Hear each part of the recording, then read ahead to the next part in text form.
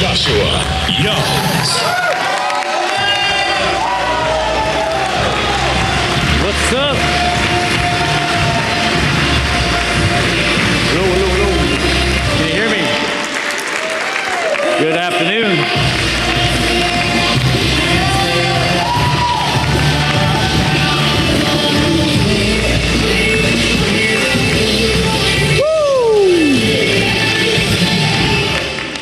What up, Swat? How we doing? Nate, you couldn't have had a better segue from that previous video we just watched before I came up here. Isn't it very interesting how they chose yellow as the spokesperson for feelings? When people's feelings and stress are at the highest level, they chose yellow.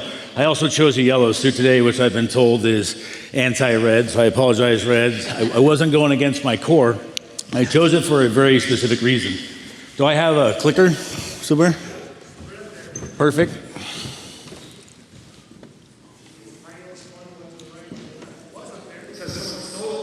Uh-oh. Is this it? Boom.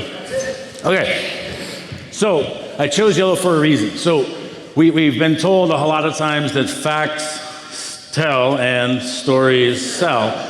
But I'm here to tell you today that it's the facts that tell you what stories to tell, okay? And so the facts finding part of the process, to me, I think has been one of the most fundamental things that I've found.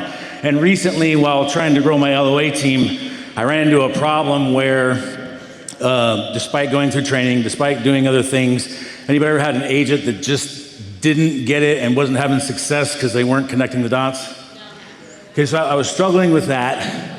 And I was struggling with coming up with a script because my mentor taught me that scripts are written by the person who wrote it, and it's usually in a different vernacular, different vocabulary, and a different speech tone than you have.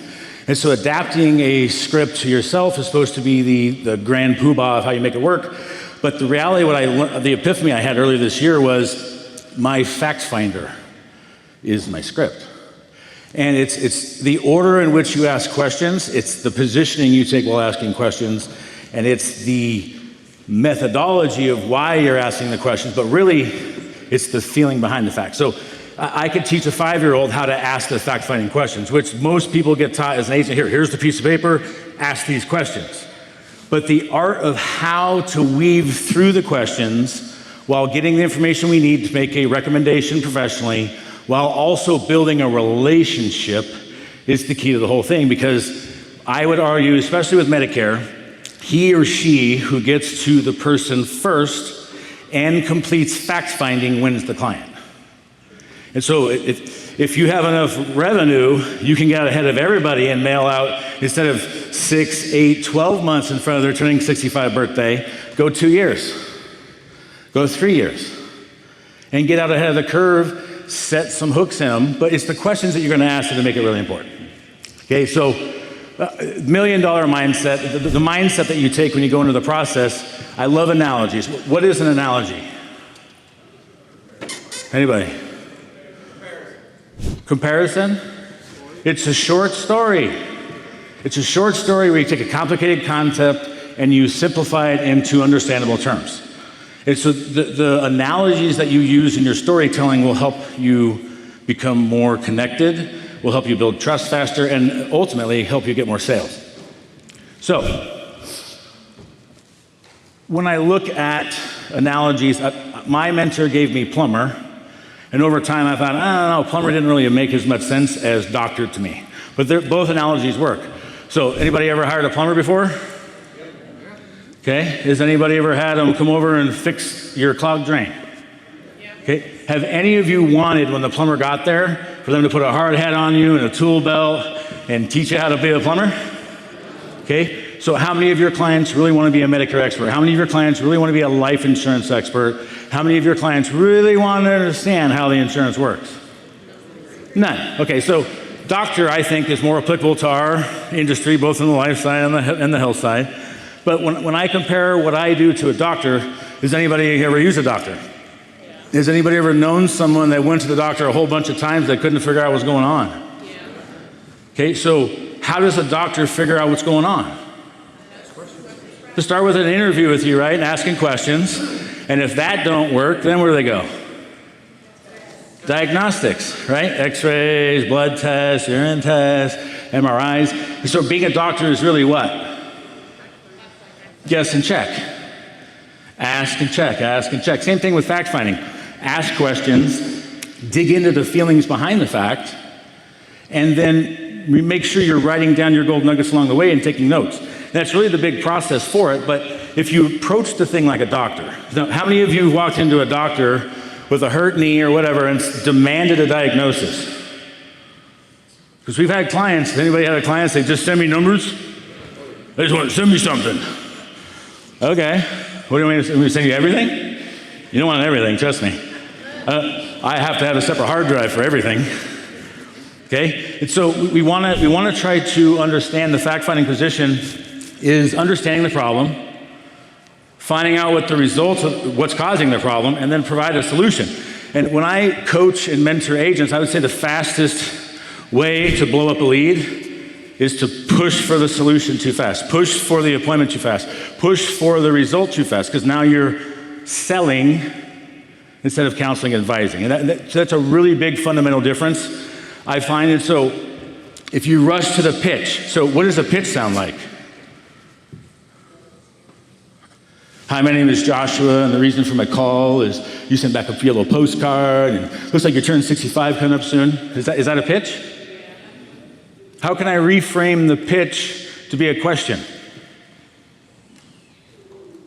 Do you understand Medicare? That's a good question. Do you understand Medicare was a good suggestion. That's a great suggestion, but what answer does that going to induce most of the time? No. And we want to get them used to saying. So a better way would be, would you like to become a Medicare expert? Okay, so now the no I get is more of a positive no. Does everybody understand that? Yeah. Rather than a negative no. So whenever I'm doing questions, I always want to ask questions in a manner that I don't have a potential negative emotion coming from it. And the only negative emotion I want people to have is what? The most motivating one, which is a point of pain or fear of loss or fear of missing out. And so we want to ask our questions in a certain way. Okay, the result, when you do this correctly, is your clients, if you don't do this correctly, is your clients do not feel heard. They feel like, has anybody ever had someone where they're waiting to jump into the conversation, you know they're not listening to you? That's what it feels like when an agent's pushing for the pitch rather than slowing down to find out what the problem is. Because I've had leads that people have filled out a card and sent it back, and all they needed was help changing their doctor. Because they didn't have an agent like us that helps service the backside of the policy. And so sometimes just asking, kind of like everybody either have or know a 5-year-old at one point in your life? Has anybody seen a 5-year-old get hurt? Okay, if a 5-year-old's alone on the playground and gets hurt, what do? Why are you crying? Or do you go like this? Hey there, little buddy. How you doing? What's going on? Tell me what happened. Okay? So everybody in their inner self has a 5-year-old inside of them. And when they have a problem, it's best to approach them like a 5-year-old. Lower yourself down if you're in person. Increase the inflection on your voice. Hey, hi, how are you? Adds a different layer of I care about you. Okay? But make sure you're asking those questions with the right frames. When you sell too fast, admit it. Who sold too fast and they hung up on you or said I wasn't interested or I need to think about it? Like everybody's hands should go up. If you're getting objections, it simply means you're not asking that question in the fact finding. So every time you keep getting this objection, I need to think about it as an example. What you could do is add to your fact finding process, when you make decisions, important ones, do you usually do that by yourself? Do you do that in conjunction with someone else? Is there anyone else we need to have involved in this process? I'd be happy to copy them on the email. I'd be happy to get them on the call. Because then now I've taken the bullet out of the gun. And when you take the objection bullets out of the gun by asking the question up front, they can't shoot it at you later to give you a reason why you can't have an appointment, why you can't have the sale. Make sense? Everybody follow me? Went wrong way. Okay, so think like a doctor in fact-finding, not a salesperson. Ask questions, but don't ask dumb questions you don't want the answer to, like, is now a good time? Okay, you don't want the answer to that question. Because here's what we know about people. How many times a day do you answer the phone when you're really, really busy? When you're really, really in the middle of something? Okay, so don't ask that question, because all you're doing is you're open. It's like having a wild animal opening the cage and saying, don't run. It's probably going to run, right? So don't chase them off.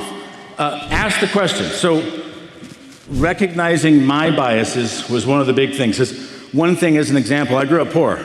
And so one of the things when I hit the field I had a misconception of was like everybody's poor. And everybody thinks with that mindset of, oh, I can't afford it, or oh, it's not in the budget, and so I would say dumb things like, unless you can't afford it, or adding those friends. I have an agent in training. He's a rock star. He's over here. Trey did 560-something apps in AEP in his rookie year last year. So give that man a round of applause. But one bad habit he has is he adds a comma and gives them an out on every question. What do you say, Trey? Huh? He would be like, so do you like to go to the doctor often or no? Do you think you can afford this or no? Which is him being what? Courteous and sensitive to their needs, and maybe they aren't. But instead, just ask the question and let them answer. And that's one of the big things about having a dialogue. Think about your doctor. Your doctor goes, okay, so tell me about what happened. My knee hurts. Okay, so did you fall? Has it been hurting for a while? What kind of hurt is it? Starts asking questions, right? And then when you give an answer, what do? Ask another question. Go deeper. And so if we tie into what John and Miranda gave you yesterday, which I would call the 7-layer dip of who, what, why, when, where, how, the farther into that 7-layer dip you can go on each topic, the deeper and farther understanding you have of the fact-finding, and then the facts will tell you what stories will sell them. So the fact-finding, when you fill it out, number one, make sure you fill out the whole damn thing. Anybody admit it? How many times do you skip a question that you should ask? I do it. I'll admit it, I do it. I have a whole backside of my fact-finder that talks about life insurance and annuities and all kinds of stuff. Guess which Johnny Jump shit only asks it like 10% of the time sometimes. And then when I get back in the habit of asking it again, guess what? All of a sudden I sell 25 hospital indemnity policies in 1 month or something else just because now I'm back to doing it every time. So first advice to fact finder, get a goddamn sheet so you do it the same every single time. And so here's the order. I'm going to go through the rest, but I'm going to give you how I would go through a fact finder. Everybody interested in learning how I would go through a fact finder with somebody? Okay. So surface questions first. Okay. In fact finding, we want to ask what are called surface questions. Surface questions are how we figure out where to dig, is what I would call. So you can think of the surface of the lake. If you're a fisherman, anybody a fisherman like me? Anybody been ice fishing? Ice fishing's how you get to fish when you don't own a boat, like a boat. You get to go wherever you want. But how do you choose where to drill a hole? How do you choose on the lake where to put the boat? How do you choose on the lake where to sit down and throw your line in? You drop a meter to see where the fish are. Some people use technology like a fish finder, sure. Which today we could use something like AI. We can use things like automations and delegations and other things to put ourselves in position. Okay, so I've tried it both ways. I've outsourced fact finding to my staff. I've outsourced fact finding to automation. And what I've learned is do not outsource fact finding. It's a trust building, relationship building activity. And again, he or she who completes fact finding wins. So you want to be the one that does the fact finding. Okay? Contextual questions. How has your plan worked so far? What's your biggest frustration? Again, when I first get the lead, instead of saying, hey, you sent back this card, I'm just curious, and that's one of my favorite phrases, I'm just curious. You can ask almost any question out there. If you say, I'm just curious, but why did you fill out this card?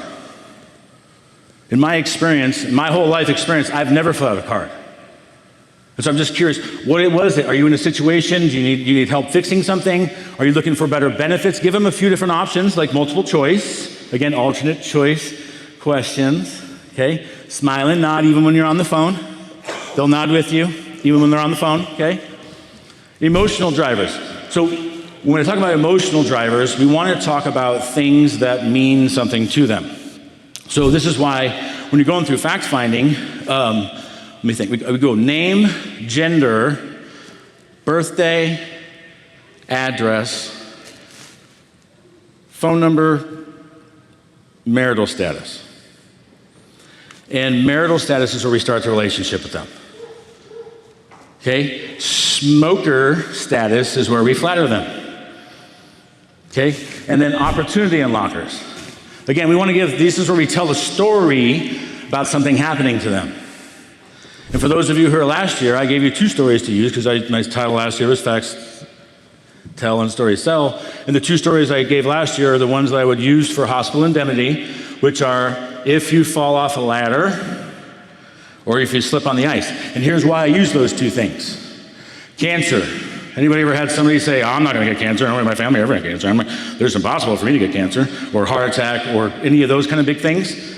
And so what I learned is don't give examples where people think, well, that couldn't happen to me. But I've never had someone say, no, bro, never ever would I slip on the ice. No, I would never, ever fall off a ladder. And so using those 2 things are universal in that the human experience is, unless you never ever get on a ladder, unless you never ever walk outside, you might have a chance to slip, right? And so I use those for hospital indemnity, right? Those are what I call the opportunity unlockers, and I'm trying to position for the story that'll sell them. Okay, permission-based frames. Would it be okay if I asked you a little something that's like a little off base? Okay, when it comes to the relationship side. So my rhythm that I like to do is, I don't like keep track with a tally sheet or anything, but roughly 2 fact finder questions to every 1 relationship question. So questions like I said, I'm mostly focused on Medicare age folks. So the questions I like to ask are, when we get to marital status, and again, I've trained this a lot of times and I've heard people do it wrong, but just ask the question, what is your marital status? Don't say, are you married? Don't say, are you single?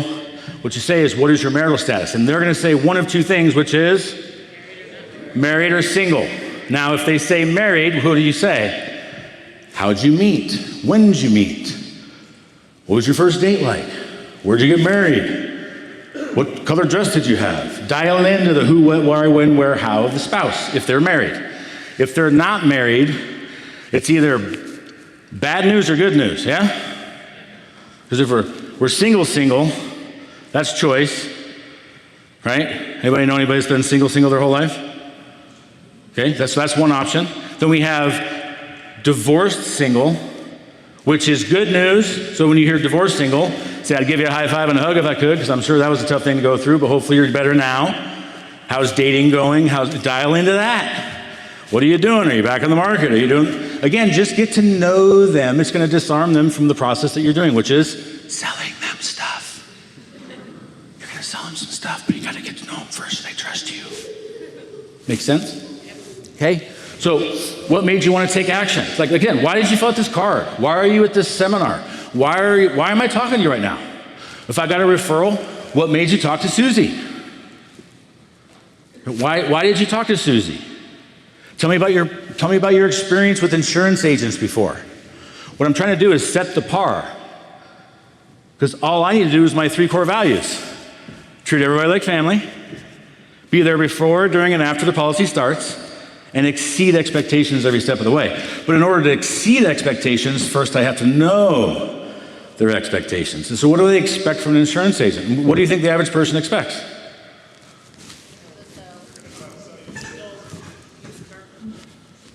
What do they expect? Pushed, pushy, right? Insensitive, aggressive, right? So, but do they say that if you just get to know them? Anybody ever get to know you chit-chat and they're like, wow, you're really aggressive. Right? If you do small talk correctly, which I admittedly hate, I'm an introvert, I hate socializing, I don't like parties, but I've learned to speak the language for the combination of life and combination to come to places like Swat. Who the hell is fired up about Swat? This is my, I think, 5th or 6th time. I don't know if I'll ever stop coming. Oop, I'm going to take out everything. Okay. So, information drives our process. Okay? So the information, capture the phrases. Again, you've had other people tell you this. Write down how John and Miranda told you that, right? Write down exactly what they say. Why? You're speaking in their vernacular. You're speaking in their vocabulary. You're connecting with them, right? And I think of it like Trey used this recently. He thought it was stupid when I told him, didn't you? But I said, hey, Trey, Act like a 5-year-old. What do 5-year-olds when they meet each other in the playground? What do? Hi, my name's Jacob. What's your name? Right? And what's the next question? Want to play? I like fucking trucks. Do you like trucks? I like candy. You like candy. What'd you say? Yeah, I like gardening. Do you like gardening? Well, she said, no, I don't like gardening, but my husband does. He's the green thumb. And she went on this long tangent telling us about the husband. And I was sitting there right next to Trey, coaching him on the call. And I said, okay, now ask him, is it a vegetable garden or a flower garden? And we kept dialing in, keep asking more and more questions. And eventually, you have to, but this is the hard part, you got to get yourself back on task and make sure you're weaving back in. Are you a tobacco user? What doctors do you see? You're weaving that back and forth in between. Do you have kids? Do you have grandkids? Do you like golfing? And what I would preface things with, everybody knows the verbal volleyball of getting to know you is small talk, right? Where I say, hi, how are you? What do you say? Great. How about you? Right, and so the automatic response is to fire back the same question. So the way I remove that, because in order to keep control of the conversation, I have to be the one asking the questions. Don't want to give her something where she's asking the question now. So what I say is, I'm doing fantastic today. How are you? So now there's no how are you back. And now I'm keeping control of those questions. Everybody follow me? Start practicing it. Okay. So people trust those who remember what they said, which is part of why parroting back, right? Parroting back exactly what they say to you. Mirroring. Anybody know what mirroring is? It's the same concept. Reframing exactly what they said so that basically, I just want to make sure I understand what you said here. So you said, you still work, and just whatever they said, just say it right back. It makes them think you're doing what? Caring, which is more important than listening, right? Because I've had my teenagers listen, they don't care what the fuck I'm saying. Facts, okay? I've had agents listen to me but not care what I'm saying. And so I need to get that feeling involved, the point of pain, fear of loss, fear of missing out. I need to get involved in the fact-finding process. But I've got to do it naturally. It's got to be conversational. It can't be just like reading a list of damn questions. You know why I know that doesn't work? Because otherwise automation and delegation would have worked. So I can't get the robot to put the feeling in behind the facts. So you got to do it yourself. This is something you don't want to outsource. It's something you want to master. Okay? Okay, so again, quote them back. Earlier you mentioned, again, these are what I call golden nuggets. So an example would be, one of our questions is, do you or anyone in your immediate family have a family history of cancer, heart attack, or stroke? Which I'm positioning for cancer, heart attack, and stroke, right? But if they say yes to any of those, I just dial in to tell me about how that affected your family or whoever was involved, and then I leave it alone. What I did was I plant the seed, and with the seed, what do we have to give it? Water. And more importantly, time. So I've got to let that seed pop, germinate, is what the terminology is, okay? Pause after taking a note. And, if you're in person, it's really, bounce that pen off your teeth. That's a really, yep. That's great. Go deeper on that. Tell me more about that. Just that simple, again, you guys all know, you whistle in front of a dog, what does it do? Okay, that means you know it's paying. Okay, so do the same shit. Huh? So tell me about this. It's a nod to the side instead of the front, but it has an equal effect. Okay, I'm gonna take out everything before this is over. Okay, so once I am ready to write the prescription, so again, what does the doctor do when they're positioning for the diagnosis?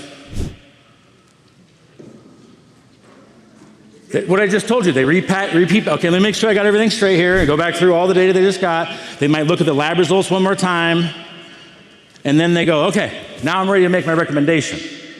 Now what happens, has anybody ever had a situation where more than one plan might be the best fit? Now what? Now what does the doctor do in that situation? He gets multiple options, but they always give like this is the one I would do. Same thing. So when you're doing, I know a lot of people train on present with good, better, best and all that shit. In my experience, I don't want a goddamn expert to narrow it down to 3 freaking options. Here's 3 options, but this is the one I would do. And this is the one I would do for my own mom. My mom sold more policies than anybody in this room. She didn't know it. Because everything I talk about is about my mom. Like, if you're my mom, this is what I'm gonna do. And in the beginning, I tell them, look, I'm gonna treat you like family, specifically like my mom or dad. And so if you're younger like Trey, I say, don't say mom or dad, say grandkid. And what I love to tell people, even when I can't help them, you're already on the right plan, Mrs. Jones, you should keep exactly what you have. What I would really love to do is reverse adopt you. And I would love to be your token child or token grandchild and take care of you the rest of the year, answer your questions, fix your problems, make sure that you understand truly how your plan works. I've gotten so many clients by educating other agents' clients on what they got. And the next AEP, luck have it, guess how much plans change? Bada boom, bada bing, I figure out a way to make them in our family for real. But I'm honest about it. Like, look, I'm gonna take care of you and not get paid. What am I playing on? What I call reciprocation obligation, where I'm giving value without the expectation of anything in return. And when you do that to somebody, what do they want to do? They want to repay you. And so I've said this before, but if you weren't here last year, I want to give you this tip. So if you're new, you don't have any money, you're driving around, like every single place I go, I don't drink water or anything on purpose because I have so many appointments that I don't have time to stop and pee. But every single house that I go to, what do they offer me? First thing I sit down. And the farther I drive, the more they offer me. I've driven 5 hours to an appointment before, and they're like, "Want me to cook you dinner? I got you a pie." And I say no to all of it, respectfully. You got to say no respectfully. Otherwise, it's rude to reject someone's offering, yeah? So all I say is I have a lovely wife, which I do, Erin Youngs. I don't have to think of, like the other guy, I don't think about laundry. I don't think about what I'm going to eat. I don't think about anything. Everything's just always done. Now, so what I use is that as to advantage. And I tell them, look, I got an amazing wife at home. And even though it's a 5-hour drive home, when I get home, there's going to be food waiting for me. And so out of respect to her, I'm not going to eat this food because I want to make sure I'm hungry for hers. No one's ever offended. No one's ever pissed off. But again, I don't want to have a negative feeling of any kind, including me rejecting them. Okay, so again, I'm here to serve, and I tell them that. Yeah, pitch. Like, I can pitch baseballs, kind of, if you want me to. I can pitch stuff in the trash can, and I own that. I say, I know most people call you and they pitch you stuff. I know they try to sell you stuff. That's not what I'm here to do. I'm here to help serve you. The final touch. Most agents will pitch you a plan. I want to give you the peace of mind. There's a reason I named my agency Peace of Mind. That's what I want to give, okay? It starts with me understanding what you need and want first. So again, that's in the beginning and preferencing, and we're framing now for the close. So that's why I asked you all these questions, okay?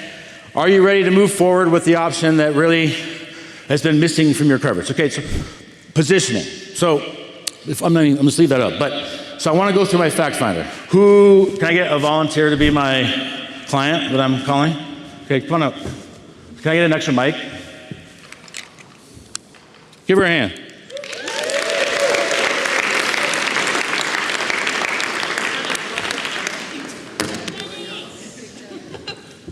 All right. I guess we'll see we're matching too, so that works. So I'll just go like this. Okay, so I'm just gonna, you have a name tag, and that works well. Okay, so I have does your legal name Jennifer? Yes. Okay, so every lead card I would get back for her would say Jennifer. And so first when I call her and I ask for Jennifer, what's she gonna think? Salesperson. So I'm not gonna say Jennifer. I'm gonna take an educated risk, and I'm gonna call her Jen or Jenny. You get offended if someone calls you Jen? Nope. What about Jenny? Best. See? So it's okay to guess, because what do people do when you guess wrong? They tell you. They can't wait to correct you, okay? So it's okay to get corrected, but it's worth the risk to be right, okay? So I would say it's okay, Jennifer, I'm assuming you go by Jenny, is that correct? Okay, and then let's see, I'm not gonna make any judgments, you have a very beautiful voice, but would you identify as male or female? Female. And I'll say, good news, they aren't requiring proof yet, so I don't need any proof. Okay, so that's my first icebreaker to start taking the edge off of fact finding. Hit them with a joke, okay? Now I'm gonna go, I have your phone, obviously you answered the phone, so I think I have the right phone number, but is this the preferred number you would like to be contacted on? Yes. Okay, is this a cell phone? Yes. Okay, do you like to get text messages? And that's how I worded it, do you like to get text messages? Some people, anybody not like get text messages? You gotta find out, because what I don't wanna do is make her feel any kind of negative emotion towards me at all. I want her to fall in love with me as her one unlost grandson or son, okay? So now I'm going to address, I have your address as, is this where you get mail? I mean, and what I usually do is make a joke. Like, look, I know I mailed you this postcard and you mailed it back. So I don't think anyone broke into your house, stole your mail, filled out this card and sent it back, but is this where you prefer to get mail? Or do you have a P.O. box? Again, I want it to be on their terms, okay? Then I'm gonna go into, let me think what's next. Oh, this is where I go, what's your marital status? Married. Okay, wonderful. How'd you guys meet? Church dance. Church dance, how long ago? I was 14. 14? Where were you born? What city? San Diego. So is California where you met? Yeah. Okay. Where do you live now? San Diego. Okay, and still married? Yep. Just 30 kidding. years. I do that. Sometimes I go, and you're sure you're still married? Yep. Okay, just making sure. So he must be a pretty nice guy. He's awesome. What's your favorite thing about him? He loves me to death. Okay, what's his name? He loves me so much. Dusty. What do you call him? Hubby. Honey. Okay. Honey Now, bun. why is that important for me to find out? Because if I ever get to a position where I need an emotional close, I'm gonna not call him by his name, I'm going to call him hubby. I'm going to say, your hubby though, not my hubby. Right? So I'll say, you know your hubby? And again, reframing it back to what she calls him is a term of endearment, and she's going to think of what when she thinks that? Positive stuff, right? We're going through that. Now, here's what I used to ask on email. I used to say, do you have an email, and do you like to use it? I have an email, but it's so much email. Okay? I don't even ask anymore. I always say, what's your email? It's not optional, like you're giving me an email. So, who doesn't have an email nowadays? Rural folk with no internet. That's I'm out in the middle of nowhere, Fort Morgan, Colorado. There's farms and cows and everything out there. And there's some of those farmers who've never seen a fountain. And they don't want it. That's important to know. So they'll tell you if they just absolutely don't want it. You know how many people I've said, do you have an email? And they say no, and then later on I'm like, hey, I'll have this information. I can send it to you via mail or email. What do you prefer? And then like all of a sudden out of left, oh yeah, here's my email. You ever had that happen? Yeah. Okay. So now we got through what are called what? What were those questions I just asked? It's the demographic information. In reality, the only bearing of anything that any of those questions have on what solution I'm going to provide when it comes to Medicare is the zip code and county. Outside of that, do I really care their name, gender, phone number? Does it have any bearing on their coverage at all? No. So again, what I'm doing is kind of like a polygraph. I'm setting a baseline for our conversation, but I'm throwing in fun jokes and charismatic moments so that they like me. So there's 5 pillars of trust I'm going to throw into this real quick. You should write them down. Likability, which is the most important one. Dependability. Expertise. Customer orientation. Selling orientation. Okay? Now, when I get to the rest of the fact finder, on mine, I printed them out in the beginning color-coded because the rest of the questions I had were all red because they all had a bearing on what I was recommending. So the first question I ask when it comes to Medicare is, do you have Medicaid? No. Okay? People know if they have Medicaid, so don't worry. Very rarely, what are you talking? Like, sometimes people get confused with Medicare and Medicaid, but nobody on Medicaid is confused by Medicaid. They know exactly what it is. It's one of the most valuable things they have, and they probably know more about Medicaid than you do. Okay? Then I go to, do you qualify for extra help? So for those of you that aren't in the Medicare world, there's a program for people with drugs that helps them when they're low income. But most people don't know what it's called. And so what do I get to that every time, do you think? No. They say no every time. And so now I'm able to reposition for what? Education. And education helps them like me and understand my expertise, and I also get an opportunity to tell them a story. Okay? So I'm looking for something they don't know, so I can start educating. Because the education process builds trust. Okay, so first question I asked, do you have Medicare? No. Okay, so she doesn't have Medicare, I say, when are you turning 65? Not for a while. Okay, so then I would be repositioning for, okay, so I'm curious why did you fill out the card if I'm calling on Medicare. If I'm calling on life insurance, it's a whole different angle I'm taking. But I'm still going to complete this side of the fact finding whether I'm selling life insurance or the other, because I might want to sell Medicare later, health insurance later, dental vision hearing later. I want to identify all the holes, and I want to get as many policies on there as possible. Anybody not want to do that? Mm-hmm. You're in the wrong room. So. Okay, so now I go, do you have Medicare? No. Okay, say, what medications are you taking? None. Perfect. Now, what if they are taking medication? How many times do you get someone say, well, I'm not at home?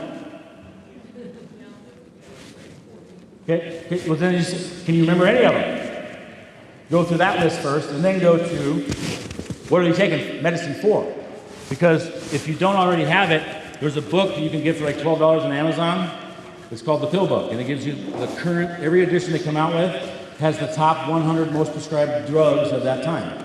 You should become very familiar with those drugs. So you can start ripping them out because some of them are like, dang, you're a pharmacist? Yeah, I kind of feel like a pseudo-pharmacist. I've done this so much. Again, I'm showing my expertise when I make a statement like that. Okay, then I go to, for the medications, drugs and dosages and spelling. Then I go to what pharmacy are you currently using? CVS. Okay, if, this is the only time I do this right away, if I can save you money, are you willing and open to trying a different pharmacy? Of course. Okay, so what I'm doing is getting the feeling behind the fact there, because some people will just take the pharmacy and go, okay, well obviously I have to get that done. All right, so I have to end this, so I'm going to preface it, but thank you so much. Okay, so real quick, so here's the summary. The summary is, if you use the combination of fact-finding questions, use the demographic to set your tone in the beginning, use those jokes in the beginning to cut the edge, ask direct questions like a 5-year-old, I like to do this, do you like to do this? Or I'm excited for spring because I'm planting my garden, do you have a garden? Anything along those lines gets you along the line, and at the end you're able to frame and tell them a story. And let's say I know they like gardening, then I'm going to use gardening as a damn analogy. Let's say one of your bell peppers gets sick and needs to go to the doctor. Doing stuff like that endears you to them because now you're trying to use things they understand and explain concepts they don't. Thank you. Give it up for Joshua Young.